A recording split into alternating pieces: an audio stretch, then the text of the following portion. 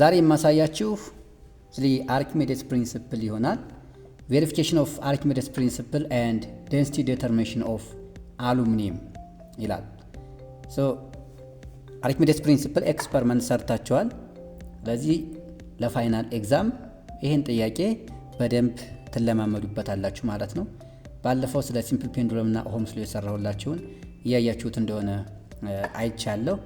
በዚሁ አጋጣሚ ቻናሉን ሰብስክራይብ አድርጉት፣ ማደግ አለበት፣ ለሌሎቹ ሼር አድርጉላቸው።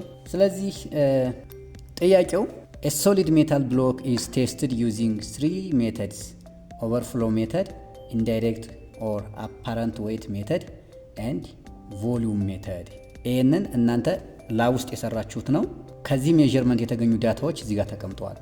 weight of the solid in air, weight of the solid in water, volume of water collected from the overflow can, and volume of displaced water measuring cylinder volume meter ላይ ሲሰሩ ማለት ነው። density of water and also acceleration due to gravity ተሰጥቷል ማለት ነው። ስለዚህ ጥያቄው ምንድነው?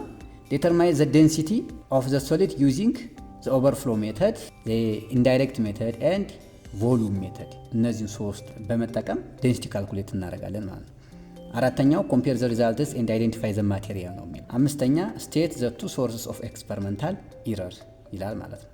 so step by step ሶሉሽኖቹን ስናይ method 1 it is overflow method. so to find the density from the overflow measurement, step 1 find the mass of displaced water. so we have the displaced volume. so finally by using this formula we can get mass of the displaced equal to 0.10 kilogram. Step 2 finding buoyant force. FB is equal to density of water times volume of displaced times gravity. Finally we got 0.981 Newton. አባዙት እናንተ። Step 3 density of the solid. We got the result. Density of solid from the overflow measurement is equal to 2701 kilogram per meter cubed. In method 2, indirect or apparent weight method, step 1 calculates the buoyant force from the loss of weight. Force of buoyant equal to weight in air minus weight in water. When we find the difference, it is equal to 0.98 Newton. Then step 2, we find the density of the solid directly. So now by using this formula, we got density of the solid from the indirect method measurement is equal to 2704 kilogram per meter cubed. Method 3 is volume method. To find the density from the volume method, step 1 is find the mass of the displaced water. Mass of the displaced water is equal to density of water times volume of the cylinder.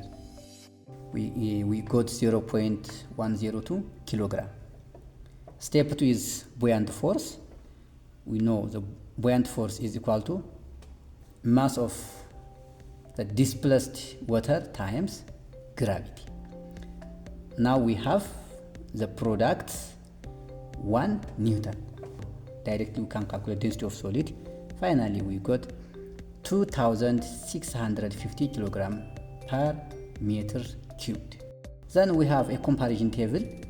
From the overflow we got 2701. From the indirect method we got 2704. From the volume method we got 2650.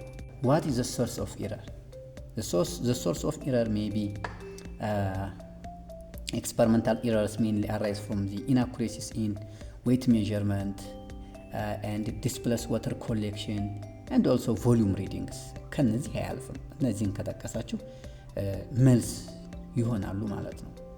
As a conclusion, the densities obtained by the overflow and indirect methods closely match the accepted density of aluminum, the 2700 kilogram per meter cubed. ክሎዝሊ ከ2700 ከአሉሚኒየም ዴንሲቲ ጋር ተቀራራቢ ናቸው። The displacement method gives a slightly lower value due to minor experimental errors such as water loss ወይም ደግሞ ሌሎችን መጥቀስ ትችላላችሁ ማለት ነው። As a final conclusion, the results confirms Archimedes' principle and identify the solid as aluminum. ይህ ማቴሪያል አሉሚኒየም መሆኑን አረጋግጠናል ማለት ነው። በዚህ መንገድ እነዚህን ካልኩሌሽኖች እናንተ ደጋግማችሁ እያያችሁ መለማመድ ትችላላችሁ ማለት ነው።